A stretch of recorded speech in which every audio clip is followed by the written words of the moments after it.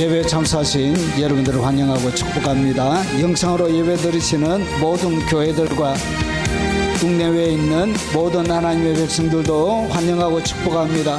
하나님 만나는 뜨거운 시간 되도록 우리 사모하는 마음으로 통성으로 기도하도록 하겠습니다. 자비하신 아버지, 오늘 이 시간에 하나님의 은혜와 긍휼과 자비를 바라보며 주의 존전 앞에 나왔사오니 하늘의 문을 활짝 열어 주시옵기를 원합니다. 새로운 은혜를 주시고 아버지, 세상 가운데 시달리고 눌려져 있고 아버지의 마음에 평화와 안식과 즐거움이 없는 우리의 심령 가운데 새로운 하늘의 기쁨과 하늘의 즐거움과 감격으로 하나님 물부터시 우리의 빈 가슴을 채워 주시옵기를 원합니다. 자비하신 아버지, 특별히 어려움 당하고 있는 대한민국 가운데 하나님의 긍휼과 은혜가 있게 하시고 공복과 정의가 물처럼 강물처럼 흐르는 이 나라가 되어줄 수 있도록 주님 도와주옵시길 원합니다. 어찌할 수 없는 방법 없어 아버지 하나님 주님 앞에 무릎 꿇고 아버지 하나님 도움을 구합니다. 하나님의 방법으로 거룩한 영광의 임재로 하나님이 땅을 덮어 주시옵기를 원합니다.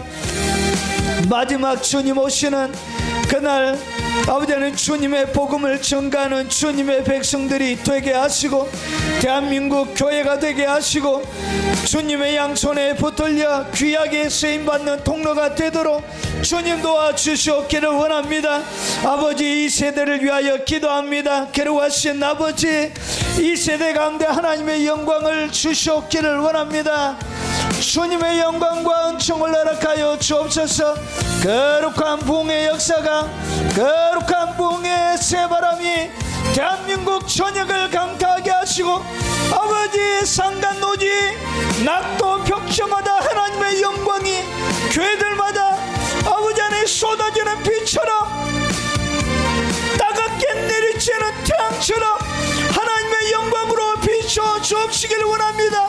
어둠이 떠나가게 하시고 아버지, 눌림이 떠나가게 하시고 아버지, 수많은 질병들이 떠나가게 하시고 거룩하신 아버지, 이 땅 가운데 문제들이 떠나가게 하시옵기를 원합니다. 새로운 거룩한 하나님의 만지심이, 새로운 주님의 어총이 아버지 모든 대한민국 교회를 강타하게 하시고 하나님의 사역자들을 덮어주시고 주님의 백성들을 덮어주시고 지역들을 덮어주시고 아버지 은혜 베풀어 주옵시기를 원합니다. 성령님, 우리 세대 가운데 한번 오시옵소서. 예전의 육체를 가지고 주님께서 오셨던 것처럼 그 성령의 놀란 근위심이, 성령의 놀란 기름 부으심이, 성령의 놀란 압도적인 영광이, 그 쉐키나의 영광이 아버지의 대한민국 전역 교회 가운데 임하게 하시고 온 하나님의 백성들이 살고 있는 그 지역을 듣게 하시고 거룩한 새로운 부흥의 역사를 허락하여 주옵소서. 교회사 가운데 한 번도 경험하지 못했던 놀라운 부흥을 우리에게 허락하여 주옵시길 원합니다. 기적과 이적이 눈에 보이게 드러나게 하시고 아버지는 수많은 죽은 자들이 일어나게 하시고 수많은 질병들이 떠나가게 하시고 아버지, 죄악한 데 눌려져 있는 모든 영적인 결박들이 풀어지게 하시고 죄 가운데서 종노를 하며 살아가는 그들의 오래된 죄악들이 끊어지는 역사가 일어나도록 하나님 역사하여 주시고 거룩이 아버지 온 대한민국 교회 가운데 회복되게 역사에 주옵시길 원합니다. 주의 종들의 말씀이 불에 아버지 하나님 붙어있는 진리의 말씀이 아버지의 강단을 통하여 증거되어지게 하시고 하나님의 위대하신 영광을 드러내는 위대한 세대가 되도록 역사하여 주옵소서. 자비하신 아버지, 믿음으로 주님 앞에 아버지 예배하며 나갑니다. 특별히 주께서 하늘의 문을 활짝 열어주시고 이 영상으로 예배드린 교회들 위해 하늘의 영광으로 덮어 주옵시길 원합니다. 아버지, 모든 주님의 백성들에게 은총을 베풀어 주시고 국내에 있는 주의 모든 백성들이 하나님을 뜨겁게 닮아가고 알아가는 아버지 귀한 시간이 되도록 역사하여 주시고 우리의 빈 가슴에 하나님의 은혜로 충만히 일체와 역사에 주시옵소서. 아버지 불쌍히 여겨주시고 주님의 영광으로 덮어주시길 간절히 갈망하며 예수님 이름으로 기도합나이다. 아멘.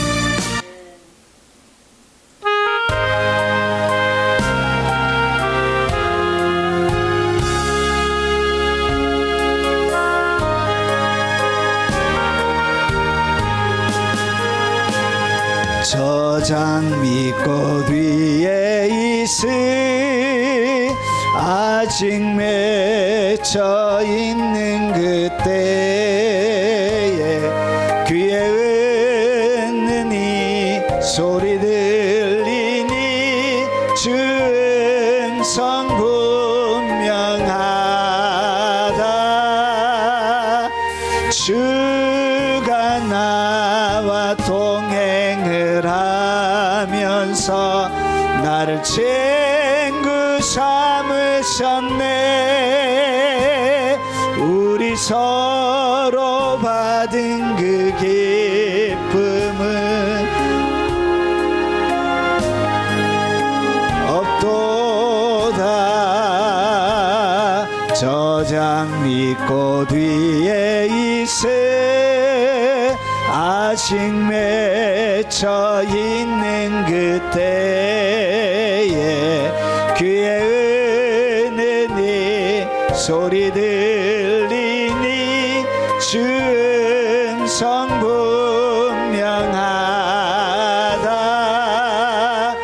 주가 나와 동행을 하면서 나를 친구 삼으셨네.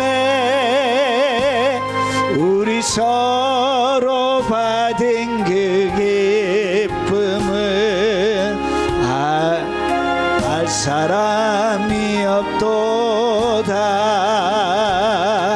그 정한 주의 음성 울던 새도 잠잠게 한다. 내게 들리던 주의 음성이 늘 귀에 쟁쟁하다. 주가 나와 동행면서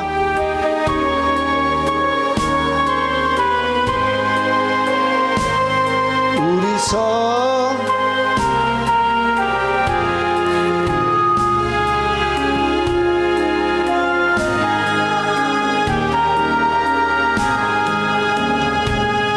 그 정한 주의 음성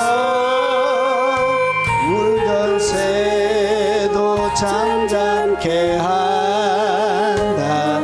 내게 들리던 주의 음성이 늘 귀에 쟁쟁하다. 주가 나와 동행을 하면서 나를 친구 삼으셨네. 우리 서로 받은 그 기쁨은 알 사람이 없도다. 밤깊도록 동산 안에 주와 함께 외로운 세상에 할 일만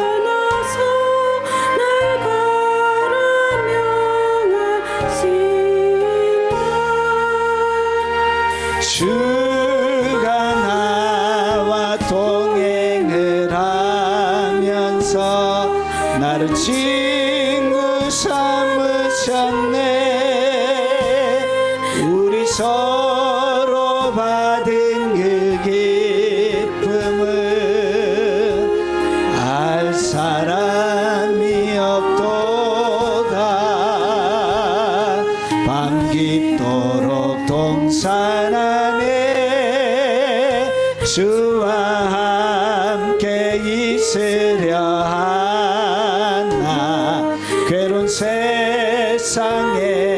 할 일 많아서 날 가라 명하신다.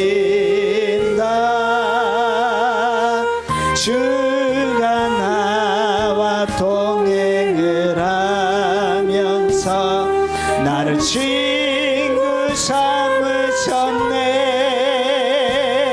우리 서로 받은 그 기쁨은 알 사람이 없도다.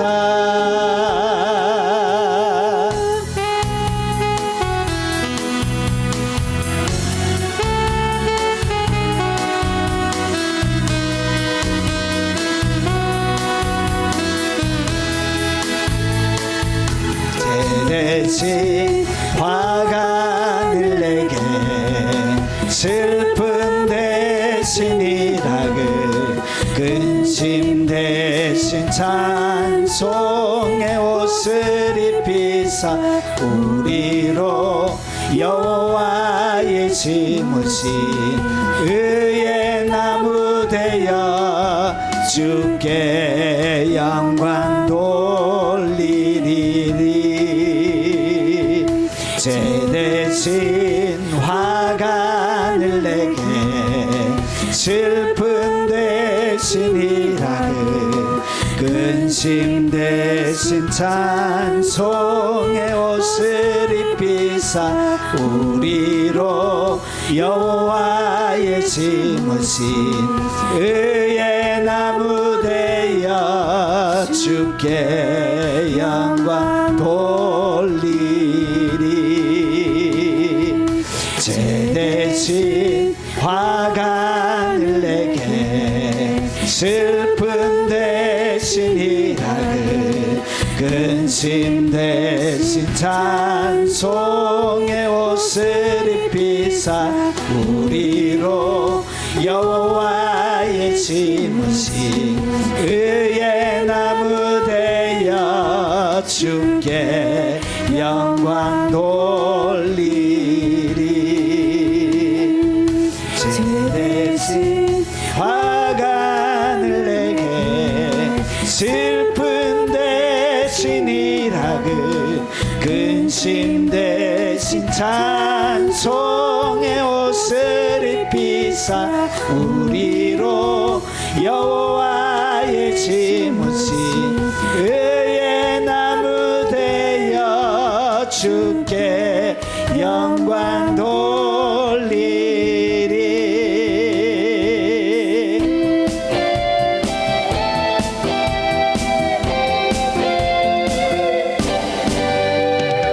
즐겁게 찬양하면서 하나님께 마음을 열리. 나의 영혼 주를 기뻐해. 신실하신 주를 찬양해. 내게 채우시는 하나님 이기시기에 내가 더욱더 뜨겁게 찬양하리. 내 손을 높이 들고 입을 크게 열며 주님 채우신다 말씀하셨네. 오 할렐루야 주 찬양해. 우리 모임 중에 임하시는 주 찬양해. 즐겁게 찬양하면서 하나님께 마음을 열리. 나의 영혼 주를 기뻐해. 신실하신 주를 찬양해. 내게 채우 채우시는 하나님이 계시기에 내가 더욱더 뜨겁게 찬양하리. 내 손을 높이 들고 입을 크게 열며 주님 채우신다 말씀하셨네. 오 할렐루야 주 찬양해. 우리 모임 중에 임하시는 주 찬양해. 즐겁게 찬양하면서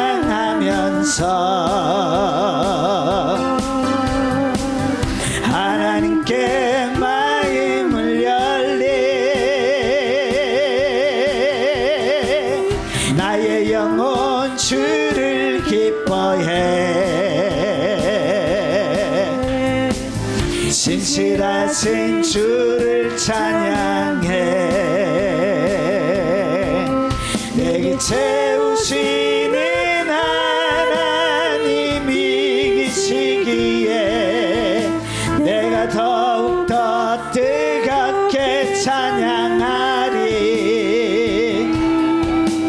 내 손을 높이 들고 입을 크게 열며 주는 채우신다 말씀하셨네. 오 할렐루야 주 찬양해. 우리 모임 중에 임하시는 주 찬양해.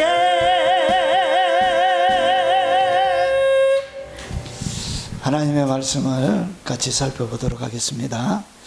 하나님의 말씀의 제목은 아가서 16번째입니다. 재림 신부의 영성 아가서 강의 16번째입니다. 자, 오늘의 제목은 깊은 동행.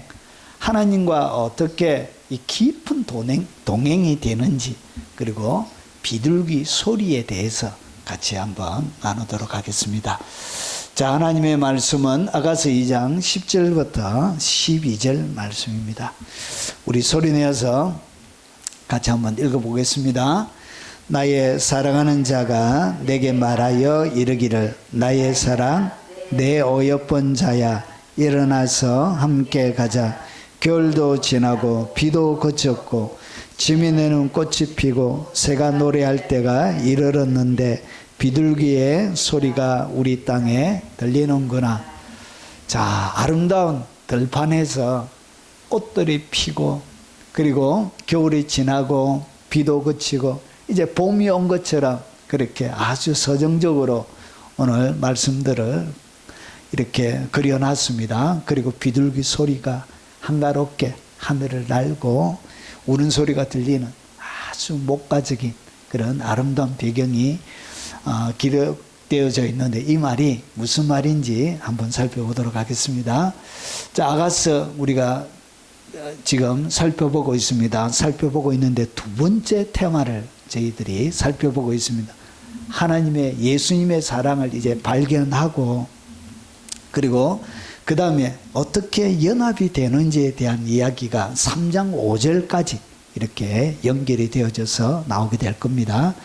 자, 그리고 상실, 거절, 회복, 그리고 성숙, 그리고 확장, 열매 맺는 단계까지, 예수님의 장성한 분량까지 어떻게 자라가는지, 이제 마지막 시대 재림 신부의 영성, 그리고 영적 사랑이 어떻게 성장하는지를 자세하게 아가서가 보여주고 있습니다. 자, 오늘 우리가 읽었던 이 아가서 2장 10절과 12절을 바로 들어가겠습니다. 거두절미하고.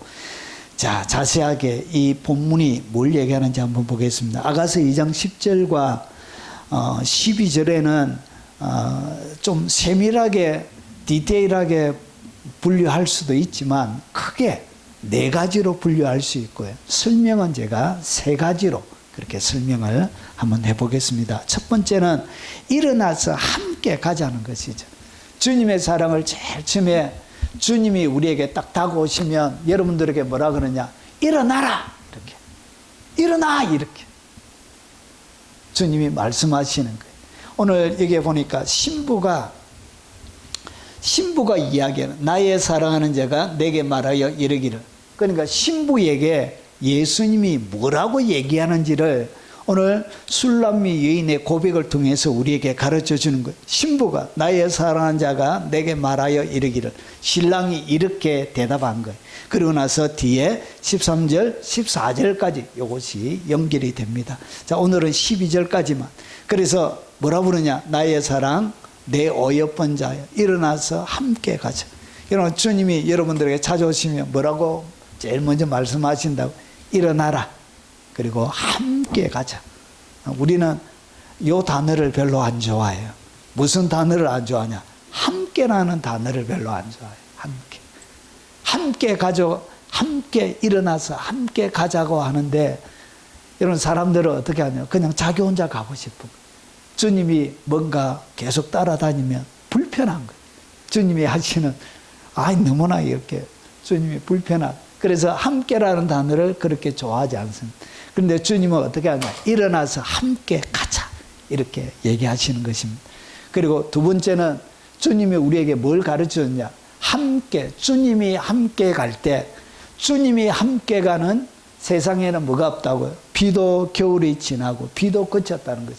그러니까 주님이 함께 가기 시작하면 그의 모든 여러분 삶의 육적인 것, 혼적인 것, 영적인 모든 영역들에 뭐가 지나간다? 겨울이 지나고 비도 그치게 된다는 거예요. 뭐하면? 주님이 일어나서 함께 가면 이런 일이 일어나게 돼요. 그래서 뭐가 그쳤냐? 겨울이 지난 거예요. 겨울이 지나버렸대.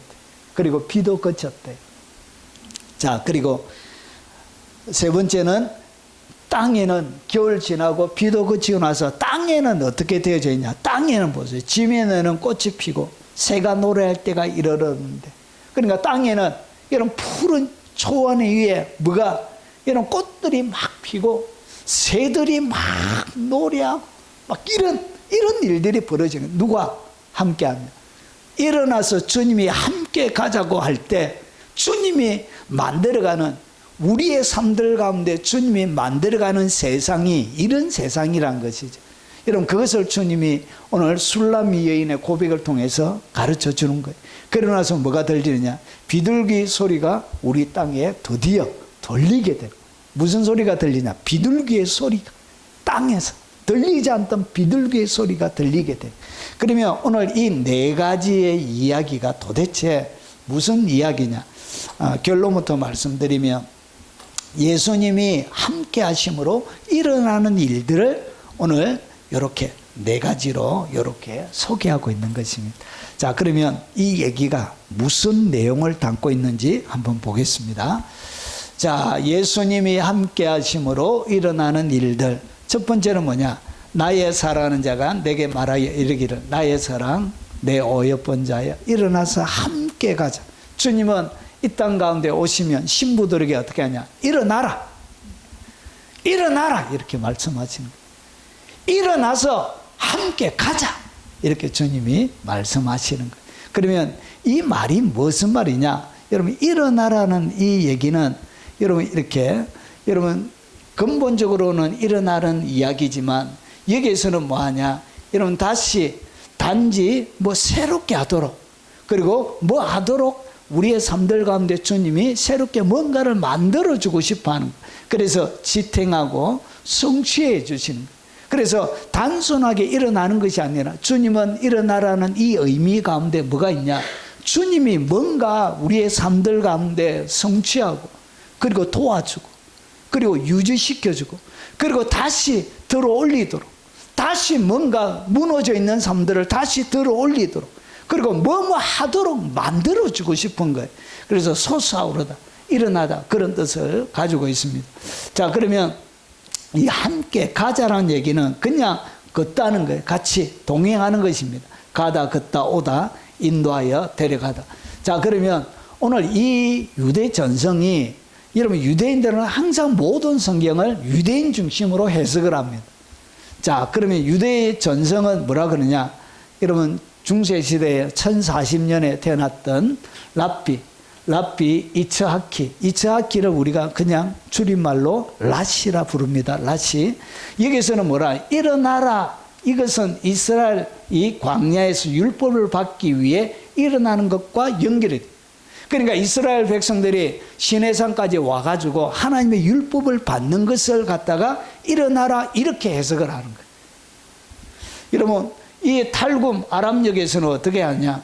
여러분, 이 구절을 메시아적 의미로 해석하면 이스라엘을 구원으로 부르시는 하나님의 음성으로 이렇게 보았습니다. 그리고 미드라시는 우리가 율법을 갖다가 토라라 부릅니다. 토라를 해석해 놓은 것을 갖다가 뭐라 그런다고? 그것을 미드라시라 그런 거예요. 자, 여기는 뭐가 있냐? 봄철의 회복과 함께 이스라엘이 포로 생활에서 해방되어 여호와께 나아감을 상징한다라고 일어나서 함께 가자를 이렇게 해석했던 거예요. 그래서 유대인들은 항상 여러분 이제부터 제가 이것을 유대인 전성은 제가 소개를 안 해드릴 텐데 항상 이스라엘 중심으로 전체가 해석이 되어집니다. 그래서 율법을 받기 위해서 일어나는 이것을 갖다가 일어나라 함께 가자 이렇게 그들은 보았습니다. 그리고 이스라엘이 포로 생활에서 해방되는 것을 갖다가 일어나서 함께 가자 이렇게 해석을 했습니다. 자, 그러면 교회사 시대는 이 동일한 이것을 갖다가 어떻게 해석했냐? 여러분, 오리겐 초대 교회입니다. 오리겐, 어거스틴 초대 교회 사람들입니다. 자, 신랑의 부름을 받은 그리스도의 말씀. 그러니까 신부에게 예수 그리스도를 믿는 그 신부에게 일어나서 함께 가자는 그리스도의 말씀으로 봤던 거예요. 그리고 이것이 일어나서 함께 가자는 것은 여러분이 하나님의 말씀에 설교를 듣고 주의 말씀을 듣는 것 그 자체를 갖다가 뭐라 그런 하나님 말씀 자체를 그리스도의 말씀 자체를 이렇게 일어나서 함께 가자 이렇게 그들은 오리게는 보았습니다. 그래서 교회를 세상 욕망에서 불러낸 신적 묵상으로 인도하는, 그러니까 일어나서 어디로 이끌어간다? 요게 세상의 욕망에서 불러내 신적인 묵상으로 하나님을 깊이 있게 묵상하는 것으로 이끌어간다라고 해석을 했던 거예요. 그렇게 보았습니다. 일어나라는 것은 뭐냐? 어거스틴은 죄와 죽음에서 부활하는 것, 죄와 죽음에서 일어나라 초청하는 것으로 이 일어나라 함께 가자를 보았던 거예요. 그리스도의 은혜로 교회가 깨어나는 것을 얘기합니다. 그래서 하나님의 말씀, 이 그리스도의 은혜를 통해서 온 교회와 사람들이 깨어나는 것을 갖다가 일어나서 함께 가자 이렇게 보았던 거예요. 그리고 버나드는 중세시대 사람입니다. 자, 신랑의 음성은 영혼을 향한 사랑의 불길. 그러니까 일어나 함께 가자 이것을 어떻게 보았냐? 신랑이 영혼을 향한 신랑의 그 아름다운 사랑의 불길로 일어나 함께 가자 이렇게 보았던 것. 수도사기 때문에 이런 얘기를 하는 것입니다. 게으름과 무관심에서 떠나 사랑의 예정으로 들어가라는 그런 의미로 보았던 거예요. 게으름, 무관심. 수도사는 개인적인 경건 생활을 위주로 했기 때문에 이 내면적인 이야기를 버나드는 하고 있는 거예요. 그리고 중세시대입니다. 이 토마스 아퀴나스는 어떻게 했냐? 신랑의 초청은 은총의 소명이며, 그러니까 일어나 함께 가자는 것을 은총 받은 사람들에게 하나님이 부르시는 콜링이라는 거죠. 소명. 자, 그래서 신부는 교회에서 아름다운 자로 어렵게 꾸며짐 이런 것으로 보았습니다. 마틴 중세 종교개혁 시대를 얘기합니다. 루트는 어떻게 보았냐? 복음적 소명. 그러니까 하나님의 복음을 듣고 난 그 상태를 갖다가 일어나 함께 가자 이렇게 해석을 했던. 그러니까 내가 하나님의 말씀을 듣고 그리고 나서 주님을 딱 믿었다. 그러면 뭘 받았다고? 복음적인, 복음이 뭐죠? 예수님의 이야기를 갖다가 복음이라 그래요. 탄생부터 예수님의 십자가, 그리고 죽으심, 부활, 성천 재림, 이 예수님의 이야기, 복음적 소명, 복음으로 우리를 부르는 것을 갖다가 일어나 함께 가자 이렇게 얘기해요. 하나님의 복음을 듣고 내가 영접하고 그리고 나서 이 상태를 갖다가 복음적 소명이라 그런 거예요. 자, 인간이 스스로가 아니라 그리스도의 말씀에 의해서 일어난다는 것이. 그래서 이것을 갖다가 예수님의 말씀을 듣고 구원을 받게 되어지면 그 구원을 받는 그 상태를 갖다가 어떻게 표현했다고? 일어나서 함께 가자, 이렇게 해석을 한 거예요. 여러분, 존 칼빈은 어떻게 했냐? 종교개혁 시대입니다. 신랑의 부름은 하나님의 효과적 소명. 그러니까 효과적으로 부른다는 것이죠. 일어나서 함께 가자고 아주 효과적으로 주님 불렀다는 것이죠. 그리고 교회가 세상에서 구별되어 나오는 사건을 갖다가 세상과 완전히 구별되는 것을 갖다가 일어나서 함께 가자, 이렇게 보았던 거예요. 그리고 존 오웨는 신랑의 음성은 성령의 내적 역사. 그러니까 이것을 갖다가 여러분 내 내면 속에 예수님의 복음을 듣고 나서 내면 속에 일어나는 이 내적 역사를 갖다가 일어나서 함께 가자, 이렇게 보았던 거예요. 신자들의 영혼은 신자들의 영혼을 각성시키는 역사로 일어나서 함께 가자로 이렇게 보았던 것입니다. 조나단 에드워즈는 18세기입니다. 일어나라는 부흥과 회심의 사건으로 보았던 거예요. 그러니까 내가 예수님을 믿고 내가 죄인이라는 것을 발견하게 되는 그것을 갖다가 뭐라 그러냐? 회심이라 그런 거예요. 회심. 여러분, 예수님을 믿어도 회심 안 한 신자들이 많습니다. 회심이 뭐냐? 내가 철저하게 죄인임을 깨닫고 하나님 앞에 철저하게 회개하는 것을 갖다가 회심이라 그래요. 회심.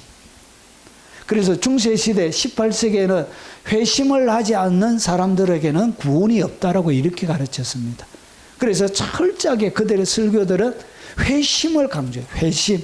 단순하게 교회 다니는 것이 아니고, 여러분, 예수님을 교회를 다니지만 자기가 한 번도 죄인이라고 느껴보면서 회개한 적이 없다. 그런 사람들은 구원이 없다라고 가르쳤습니다. 회심을 안 한 거예요. 그래서 이것이 뭐냐? 바로 부흥과 회심의 사건을 갖다가 일어나서 함께 가자, 이렇게 보았던 거예요. 여러분의 죄인임이 확실하게 여러분 경험되어지고 믿어지십니까? 중세 18세기에는 이렇게 경험 안 한 사람들은 지옥 간다고 목사들이 가르쳤습니다. 청교도의 책들은 다 이런 식으로 되어져 있습니다. 그리고 하나님의 부르심에 응답하는 신자의 내적 변화가 뭐냐? 이것이 뭐냐? 일어나 함께 간다는 거예요. 일어나 함께 간다는 거예요. 이것이 예수님을 회심하고 나서 하나님의 부름에 응답할 때 그 신자에게 일어나는 내적 변화를 이렇게 일어나 함께 가자 해서 함께 가는 것으로 이해했던 거예요.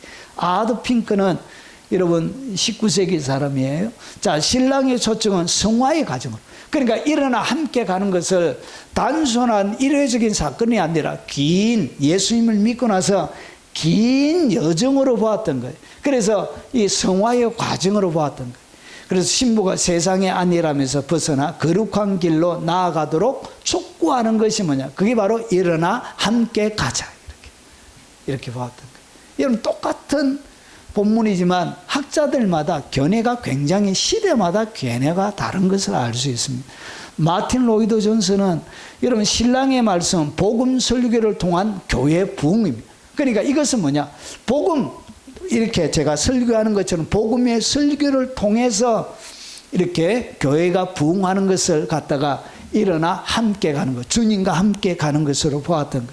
성도들에게는 영적인 잠에서 깨어나 새로운 사명으로 나아감을 일어나 함께 가자, 이렇게 보았던 것입니다. 자, 그러면 여러분, 일어나 함께 가자를 학자들은 하나의 사건으로 이렇게 축소시키는 경향들이 있는데, 이것은 여러분 구원은 우리의 육적이고 혼적이고 영적인 인생 전반을 다루는 것입니다.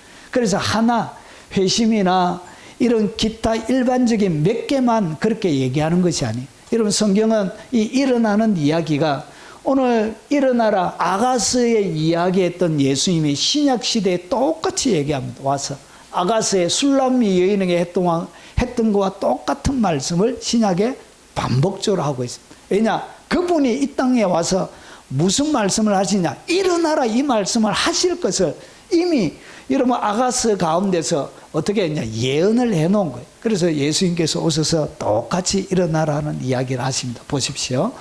자, 아이가 소녀가 죽은 거예요. 여러분, 회당장 야로의 딸이 죽은 거예요. 그래서 어떻게 했냐? 예수님께서 그 집에 가서 죽은 소녀에게, 여러분 달리타, 여러분 헬라어로는 탈리타예요. 탈리타.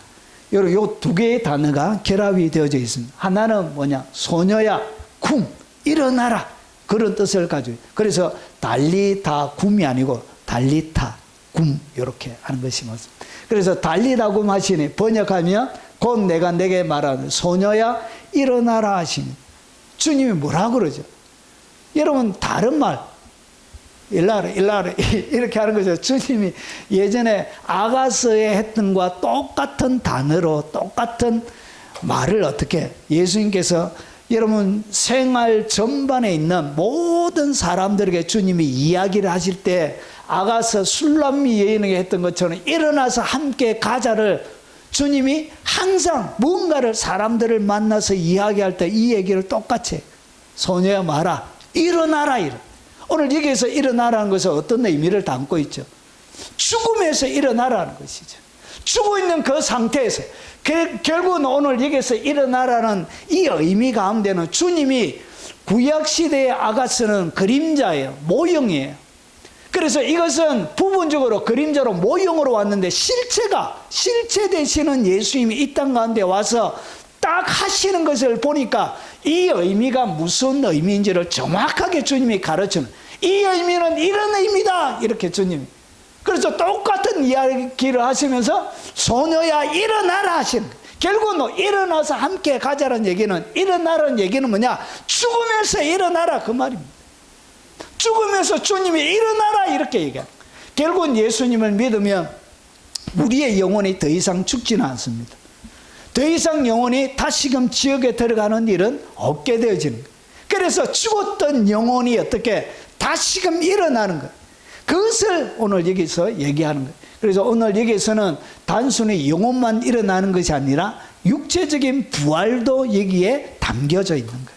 여러분 똑같은 이야기를 나사로에도 똑같이 합니다. 가까이 가서, 여러분 이 청년이 죽었죠. 청년이 죽었는데 가까이 가서 그 관에 손을 대시니 맨자들이 서는지라, 과부의 아들 청년이 죽은 거예요. 그때 예수께서 이르시되 청년아 내가 내게 말하노니 와라 일어나라 하시면, 여러분 이 일어나라가 어디에 나오는 것이라고? 아가스에 나오는 거. 아가스에 예수님께서 어떤 시대에서 주님이 딱 태어나시는데 그분이 와서 어떤 말씀을 하실 것을 아가스가 소개하고 있는 거예요. 일어나라고 말씀하실 것이라는 것이죠. 죽음에서 일어나라는 것이죠.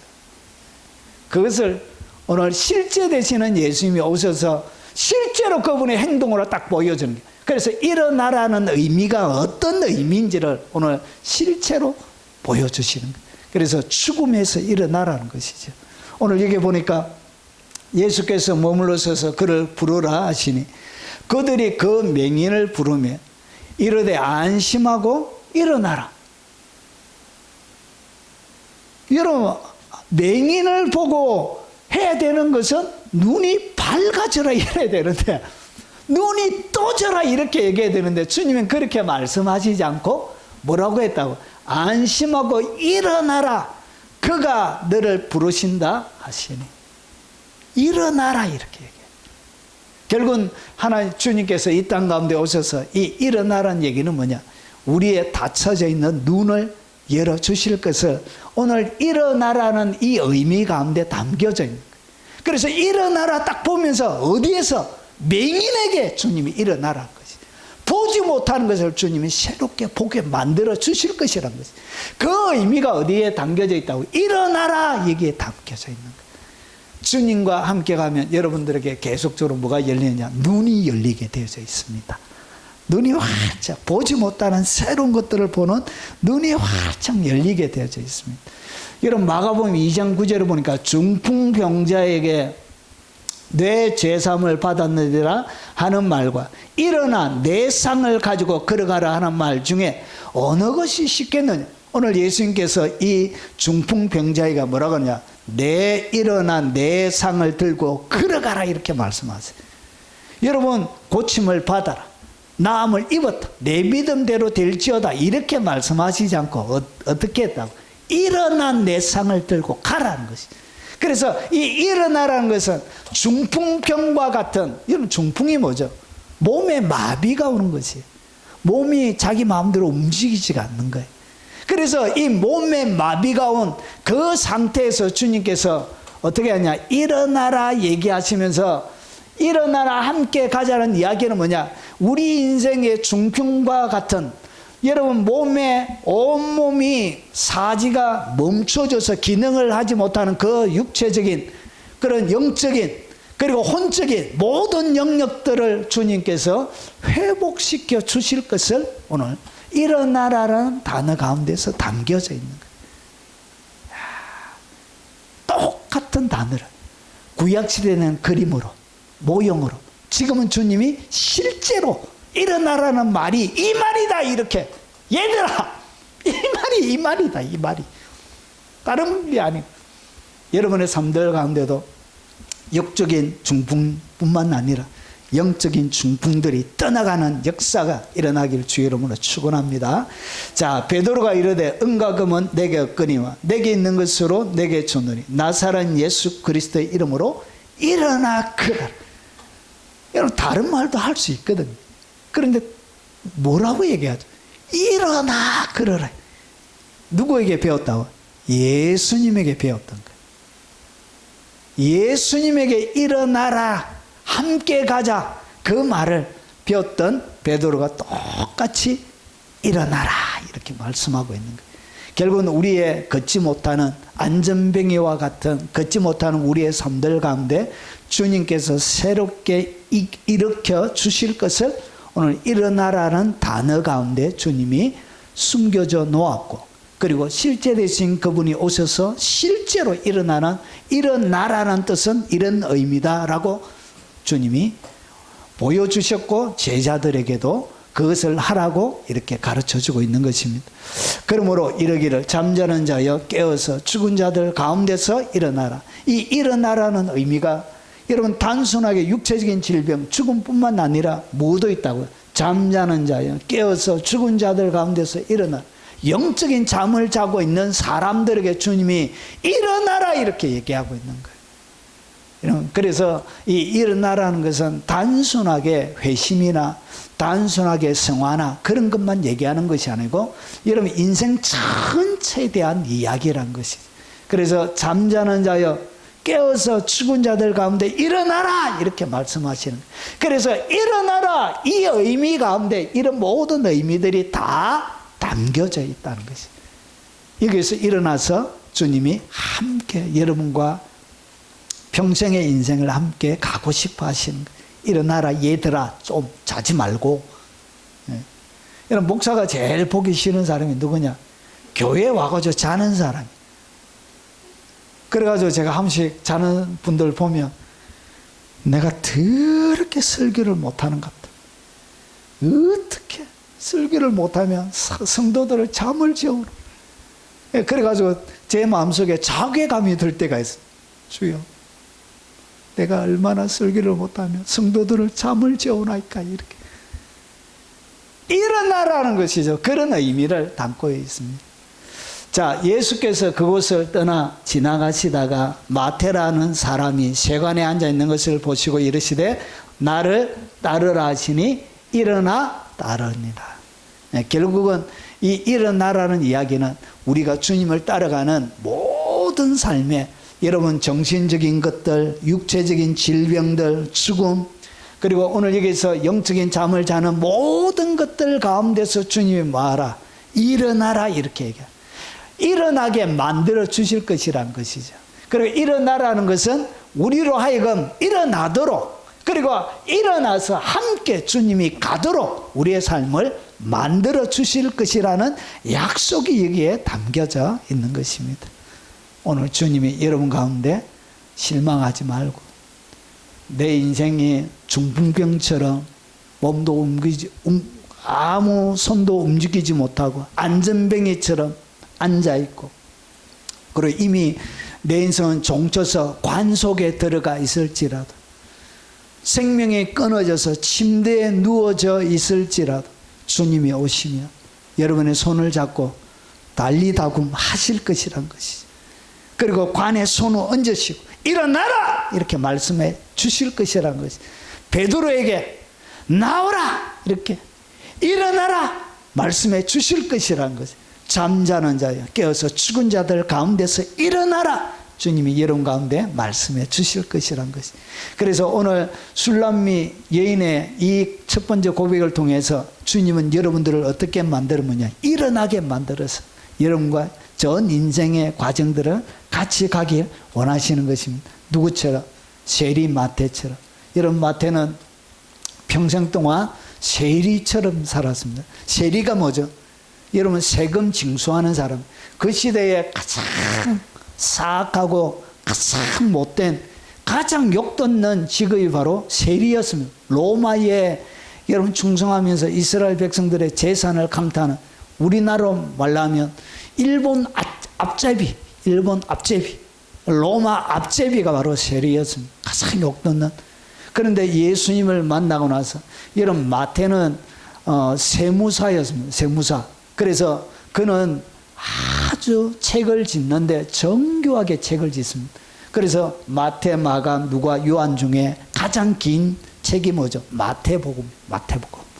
그리고 역사부터 시작해서 가장 모든 내용을 폭넓게 담고 있습니다. 여러분 세리는 평생 동안 백성의 피를 빨아먹고 살았지만 예수님을 만나서 그가 가장 잘하는 것이 뭐냐? 정교하게 글을 쓰는 것.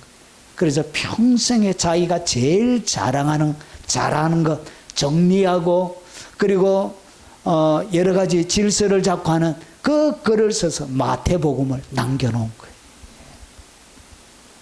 그것이 오늘 여러분들의 손에서 여러분들이 그것을 읽고 있는 것입니다.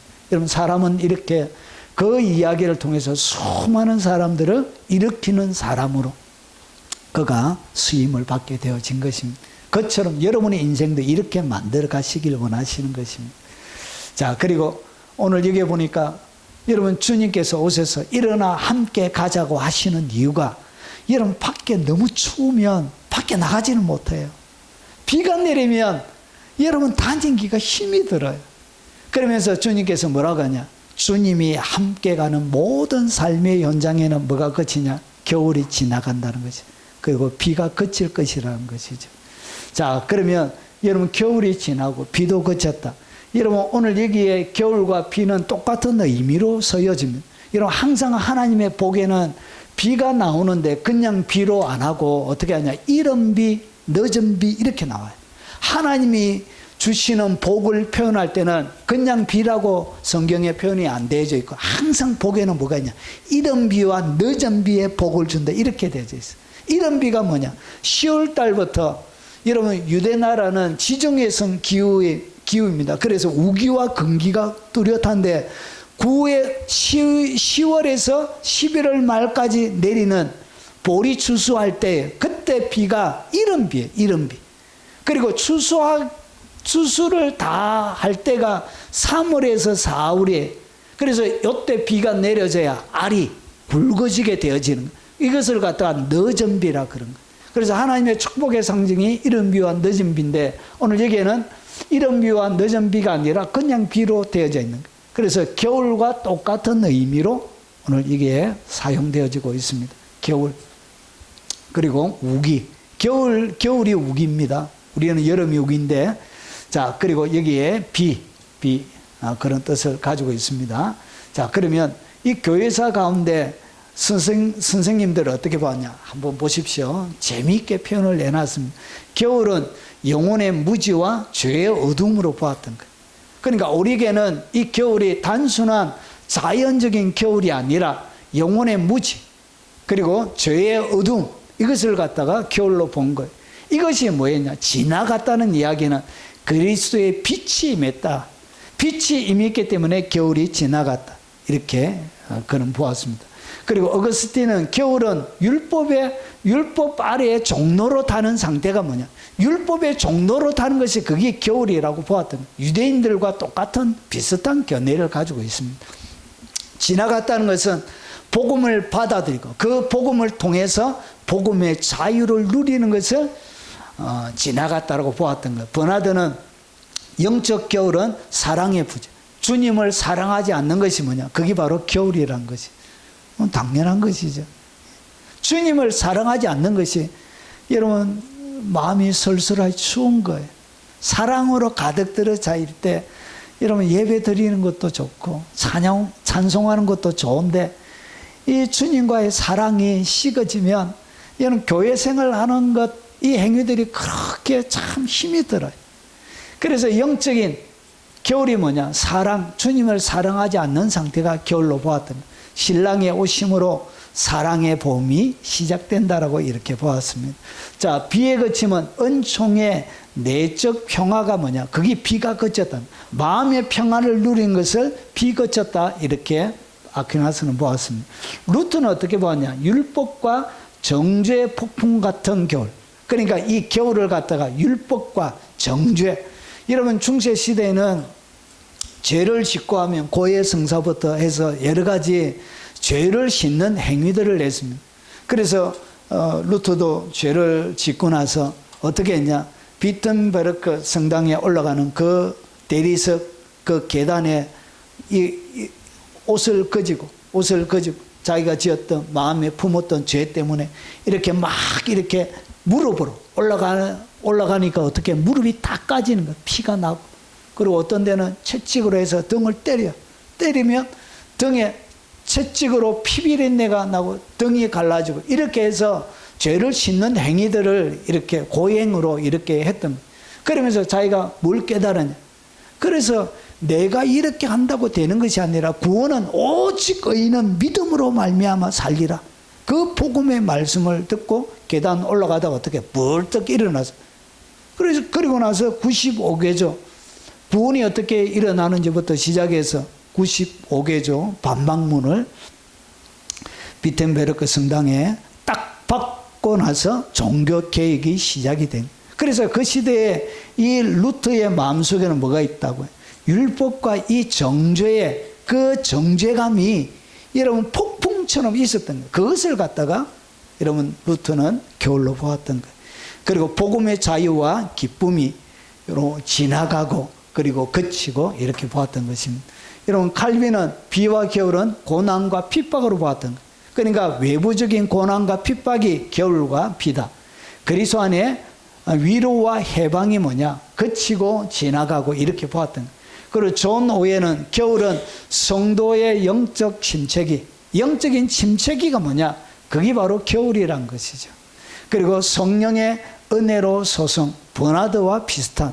그래서 존 오웬의 책들은 내면의 깊숙한 이야기, 내면으로 이렇게 많은 이야기들이 이렇게 되어져 있습니다. 성령의 은혜로 소성하는 것을 갖다가 그치고 지나가고 이렇게 표현했습니다. 조나단 에드워즈는 부흥의 사람이죠. 부흥시대 부흥사입니다. 그래서 회심 전에 죽음의 상태, 그것이 바로 예수 믿기 전 그 상태를 갖다가 겨울로 보았던 거예요. 자, 그리고 지나갔다는 것은 부흥과 새 생명, 예수님을 영접하고 나서 새 생명 얻은 것을 지나갔다, 그쳤다 이렇게 보았던 거예요. 아더 핑크는 이런 똑같이 이렇게 존 칼빈과 비슷하게 고난과 시련을 겨울로 보았던 거예요. 그리고 은혜의 계절로 들어서는 것을 갖다가 지나고 거치고 이렇게 표현한 것입니다. 로이드 존슨은 겨울은 교회의 영적인 침체기. 그러니까 단순한 개인적인 차원이 아니라 교회 전체가. 이런 중세 이 영국 사람이에요. 그래서 교회가 어떻게 되냐? 교회가 완전히 침체기. 그래서 지금은 교회들이 진짜 100명 이상 모이는 교회가 거의 없어요. 진짜 텅텅 비가지고 여러분 교회에서 관광객들만 웨스트민스터 사원 같은 데 가면 성도들이 예배드리는 것보다 관광객이 더 많이 있습니다. 이렇게 해서 교회 침체기 가운데 이것을 갖다가 겨울로 보았던 거예요. 그리고 복음 선포로 부흥의 계절이 시작됨을 갖다가 겨울이 지났다. 그리고 비도 그쳤다. 이렇게 표현하고 있는 것입니다. 자, 그러면 여러분 겨울이 지나고 비도 그쳤다는 것도 단순하게 여러분 항상 복음은 총체적인 것입니다. 그래서 그런즉 누구든지 그리스도 안에 있으면 새로운 피조물이라. 이전 것은 지나갔으니. 그러니까 겨울과 같은 나의 환경, 겨울과 같은 내 내면의 상태, 겨울과 같은 이런 교회, 그리고 겨울과 같은 이런 시련과 어려움, 수많은 것들이 어떻게 다 지나갔다는 것이죠. 그래서 보라 지나갔으니, 여러분 보라 새 것이 되었도다. 오늘 겨울이 지나갔다는 의미를 바울이 신약시대에 어떻게 표현하고 있다고요? 우리가 완전히 새로운 피조물이 됐다는 것이죠. 주님이 이 세상을 6일 동안 만드셨던 것과 똑같은 방법과 원리대로 어떻게 했냐? 똑같이 새로운 피조물로 우리를 만들어서 이제 이전 것은 다 지나갔다는 것이죠.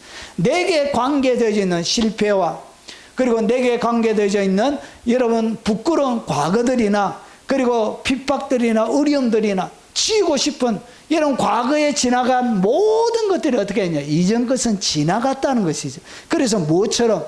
겨울처럼 지났다는 것이죠. 똑같은 단어를 쓰고 있습니다. 겨울처럼 지나갔다는 것이죠. 예수님 안에 들어오면 예수님이 이런 일을 여러분의 삶들 가운데 해 주실 것이라는 것. 새로운 피조물로 이전 것은 지나갔으니 보라 새 것이 되었도다. 여러분, 그래서 창세기 1장 3절에 빛이 있으라 하심에 빛이 있었더라. 이것을 갖다가 고린도 후서 4장 6절을 한번 펼쳐보세요. 고린도 후서 4장 6절. 제가 하지는 않았는데, 그게 보니까 예전에 찾았습니까? 4장 6절에, 고린도후서 4장 6절에 보니까 예전에 빛이 있으라 하셨던 그분이 이제 이 빛을 어디에?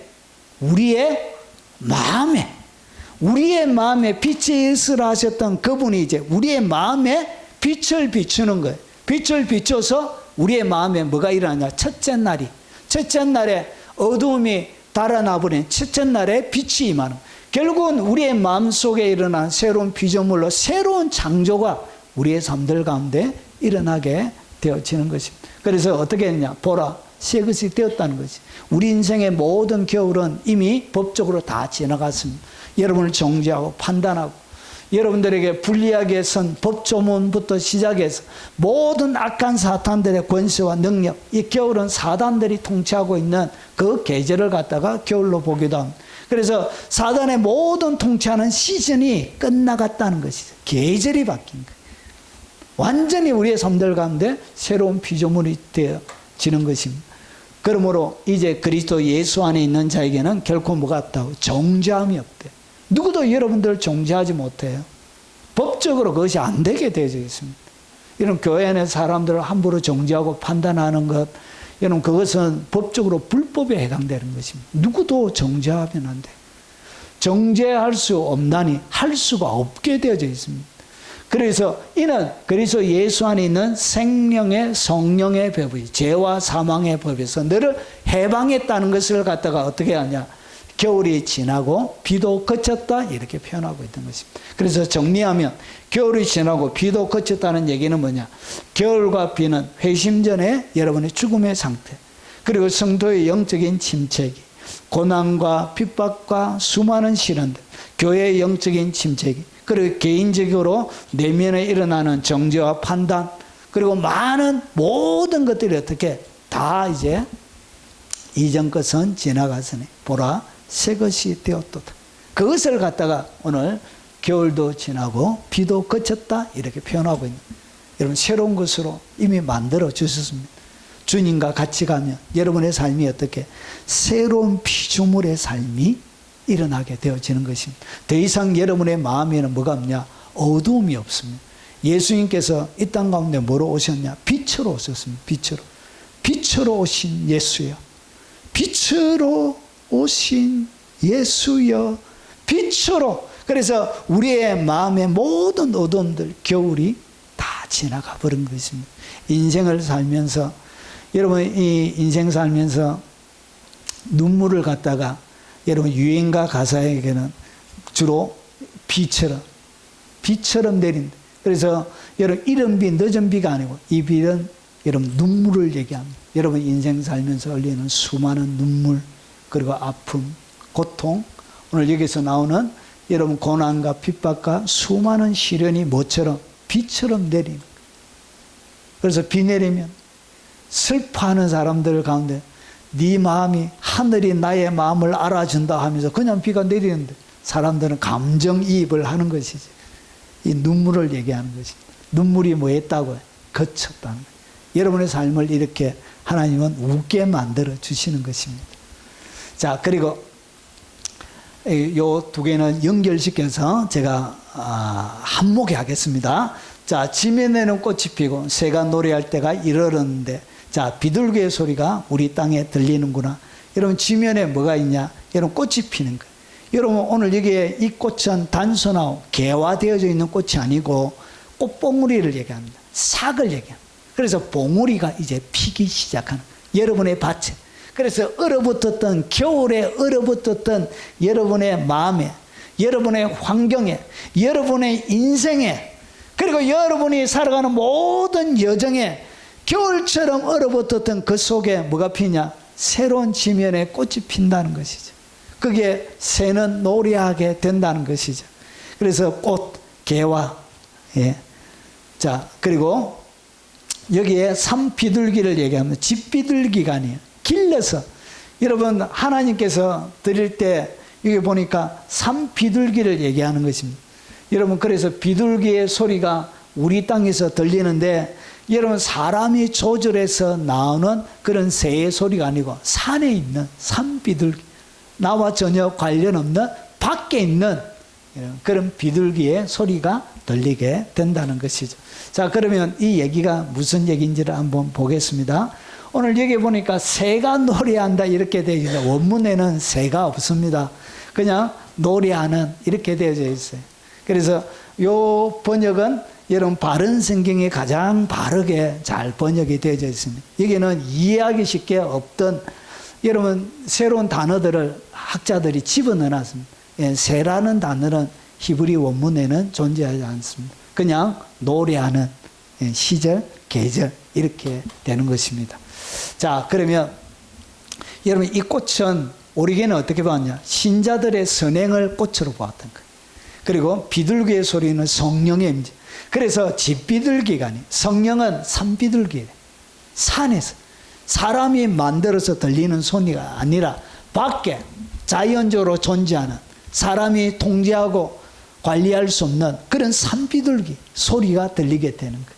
여러분 이 꽃은 교회 안에 성도들로 보았던 거예요. 그리고 노래는 복음 찬양, 그리고 비둘기는 성령과 화평으로 보았던 거예요. 그리고 영혼 안에 피는 꽃은 사람의 덕과 사랑으로 번화되는 보았습니다. 왜냐? 수도원 생활에서 같이 살아야 가야 되니까 서로서로 뭐 해라? 예, 사랑하고 덕을 해야 뭐가 핀다고? 영혼 안에 꽃이 핀다고 이렇게 했던 거예요. 그러니까 환경, 설교를 하는데도 모든 말씀들이 어떻게 환경 위에서 이렇게 해석이 되어져 있는 것을 여러분이 알 수 있습니다. 여러분 신랑의 부름으로 새 생명이 움트는 계절을 갖다가 오늘 지면에 꽃이 피고 새가 노래한다 이렇게 표현했습니다. 꽃은 은총의 표현이고 그리고 노래는 찬미, 비둘기는 하늘 평화, 성령으로 봤던 것이 아니라 아퀴나스는 마음속에 일어나는 평화가 뭐냐? 그게 비둘기 소리로 보았던 거예요.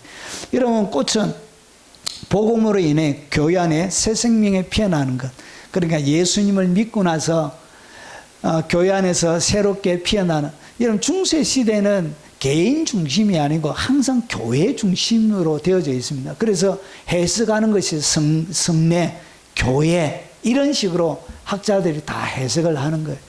자, 그리고 비둘기는 복음 전파의 상징으로 보았던 거죠. 성령으로 본 것이 아니라 복음 전파가 비둘기다 이렇게 보았던 거예요.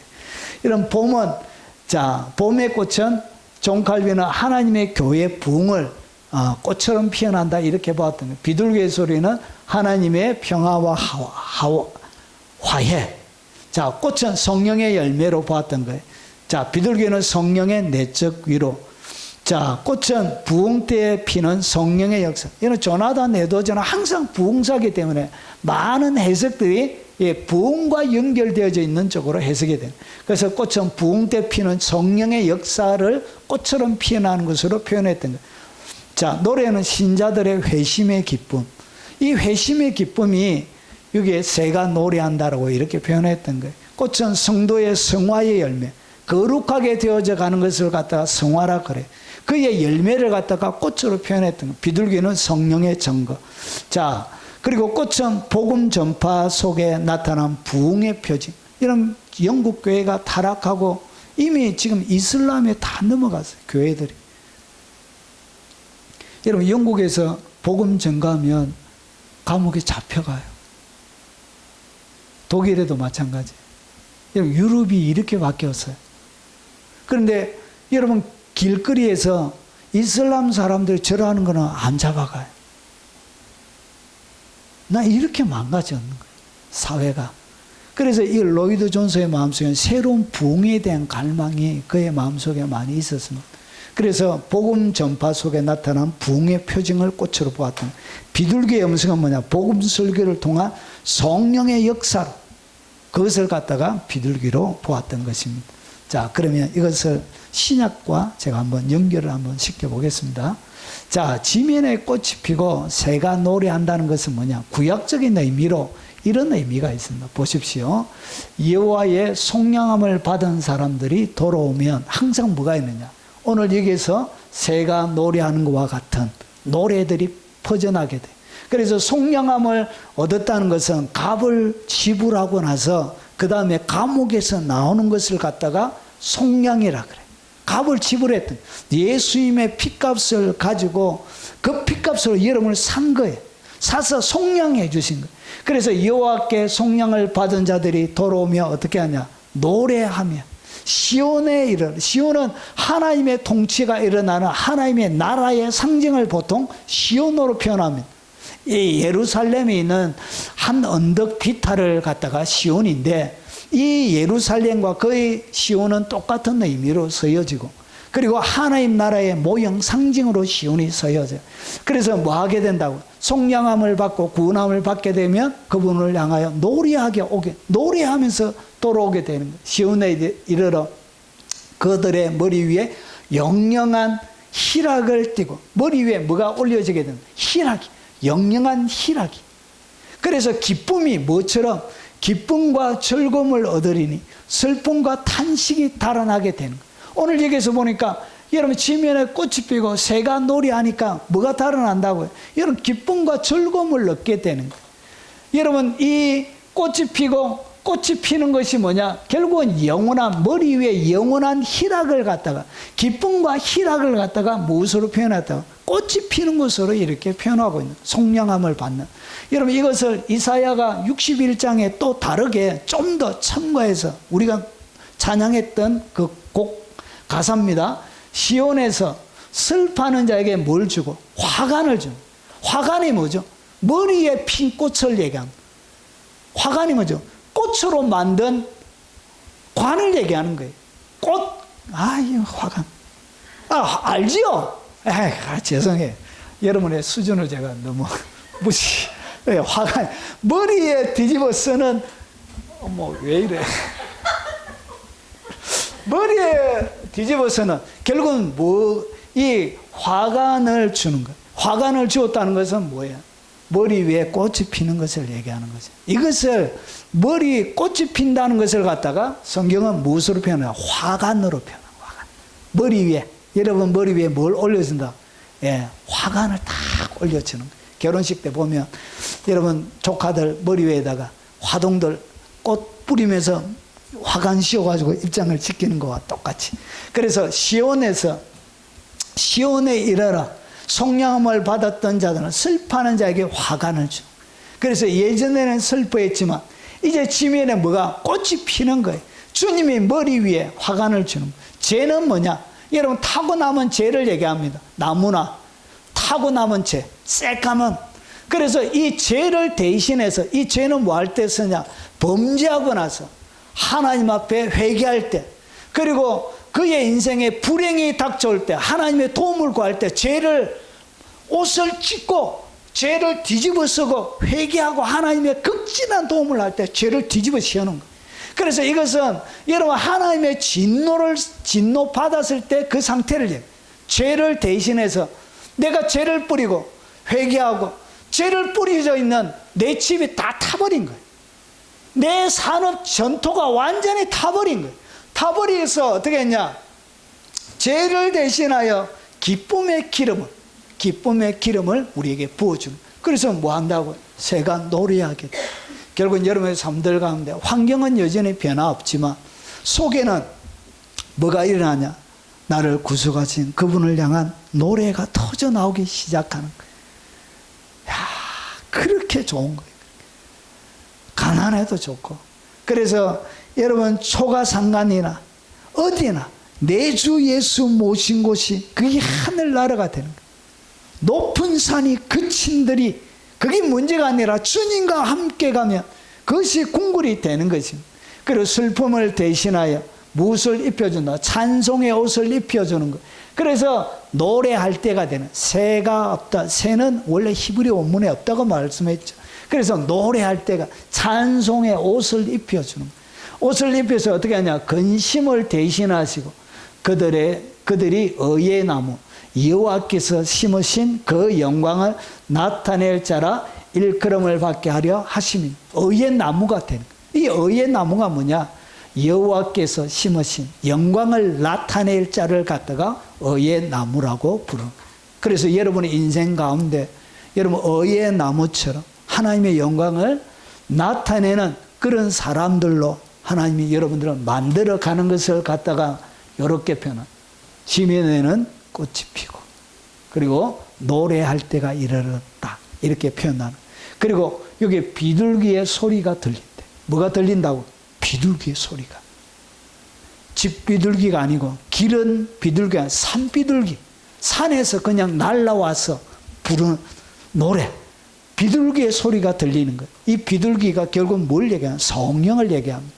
그래서 수많은 성령이 내려오는 수많은 모양들 가운데 저는 독수리로 내려와서 훨씬 더 좀 멋졌겠다 그런 생각을 제가 성경 읽을 때마다 왜 힘없는 비둘기를 했었고 매한테 잡아먹혀서 온몸이 뜯겨가는 그 비둘기, 불쌍한 비둘기, 사람 지나가면 확 날아가는 그 비둘기, 독수리를 확 웃으며 좀 멋졌을 것 같은데 비둘기. 그러면 왜 이렇게 성령이 비둘기처럼 왔냐? 여러분 이 비둘기가 누구라는 것을 보여주기 위해서 이 비둘기 소리가 결국은 성령의 음성이 난 것을 그 시대의 그림으로 보여주고 있는 거예요. 그래서 주님이 와서 일어나 우리와 함께 가자. 함께 갈 때 우리의 인생에 뭐가 없어진다고요?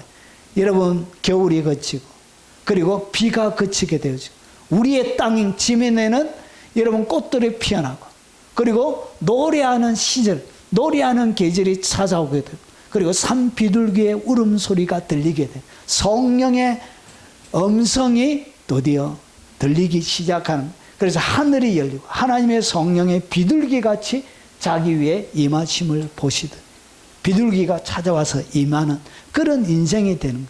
그래서 이것을 갖다가 그러나 내가 너에게 실상을 말하노니 내가 떠나가는 것이 너에게 유익이라. 예수님께서 이제 십자가에 죽으실 것을 제자들에게 말씀하시면서 내가 떠나가지 아니하면 보혜사가 너에게로 오지 아니할 거죠. 보혜사가 뭐죠? 7개의 기능을 가지고 있습니다. 보호하고 위로하고 격려하고 여러분의 삶들 가운데서 이런 새로운 지혜를 보여주시는 그런 보호하고 은혜로 보호하시는 파라클레토스가 너희에게로 오지 아니할 것이요. 여러분 예수님이 계시면 시공간의 제약을 받습니다. 그러니까 예수님은 동시에 여러 곳에 계시지를 못해요. 성령은 여러분 동시에 모든 사람과 시공간을 초월해서 함께 있을 수 있습니다. 그래서 성령이 여러분 저하고 있으면 우리 신지성령하고는 같이 못 있게 되는 거예요. 예수님이 육체로 계시면. 그런데 성령은 여러분 모든 사람과 동시에 여러분 시공간을 초월하여 있을 수 있기 때문에 그런 거예요. 그래서 너희에게로 오지 아니하실 것이요 내가 그를 너희에게로 보내리니. 결국은 예수님이 이 땅 가운데 함께 일어나 가자. 그러면서 그의 삶들 가운데 이제 드디어 뭐가 들리기 시작하냐? 여러분, 뭐가 들리기 시작하냐? 비둘기의 울음소리가 들리기 시작하는. 그것을 갖다 그림으로 주님이 이미 아가스 가운데 예수님이 오셔서 무슨 일을 할지를 설명하고 계신 거예요. 자, 그래서 무릇 하나님의 영, 성령을 얘기합니다. 영으로 인도함을 받는 사람은 곧 하나님의 아들이라. 그래서 성령의 깊은 인도 가운데. 그래서 드디어 여러분의 삶들 가운데 무슨 소리가 들린다고?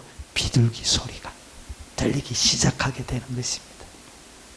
이것이 바로 예수님이 일어나 함께 가자고 할 때 여러분의 삶들 가운데 일어나고 있는 일들을 소개하고 있는 것입니다. 자, 이어서 다음에 두 줄을 다 함께 다음에 설명을 드리도록 하겠습니다. 자, 이제 정리하겠습니다. 아가서 16번째를 했습니다. 어떻게 주님과 깊은 동행하며 무슨 일이 일어난다고? 일어나 함께 가게 되어지고, 여러분 인생에 여러분 겨울이 그치고 겨울이 지나고 비가 그치고 여러분 지면에 꽃이 피고 새들이 노래하게 되어지고 비둘기 소리가 들리게 돼요. 그래서 비둘기, 이 성령의 소리가 여러분의 삶들 가운데 풍성하게 되어지는 것입니다. 이것이 그래서 예수님께서 이렇게 말씀하시는 거예요. 내가 그를 너희에게 보내니. 누가? 예수님이 보내는 거예요. 예수님. 아버지께 받아서 예수님이 그 비둘기를 보내시는 거예요. 그래서 함께 일어나 가자. 이 말 가운데 이 비밀이 담겨져 있습니다. 오늘 이 비밀이, 이 말씀이 여러분의 삶들 가운데 실체가 되어지기를, 실제로 경험하는 삶이 되기를 주의 이름으로 축원합니다. 자, 오늘 들은 말씀 기억하면서 찬양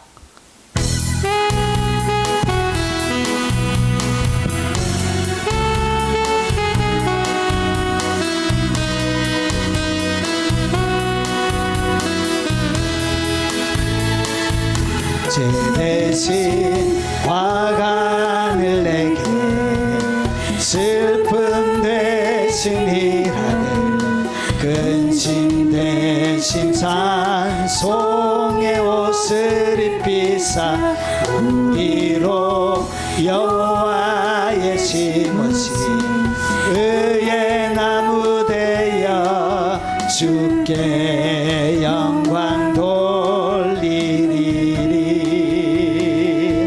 죄 대신 화관을 내게 슬픔 대신 일하그 근심 대신 찬송의 옷을 입히사 우리로 여호와의 심으신 의의 나무 되어 주께 영광 돌리리라. 오늘 들은 말씀 기억하면서 주여 한번 부르네 동서로 기도하시다가 돌아가시도록 하겠습니다. 주여! 거룩하신 아버지 감사합니다. 오늘 예수님께서 아버지 이 땅 가운데 오셔서 아버지 어떤 일을 하실지 아버지 어느 아가서를 통하여 가르쳐 주심을 감사합니다. 아버지 그 옛날에 술람미 여인에게 일어나라 함께 가자 말씀하셨던 것처럼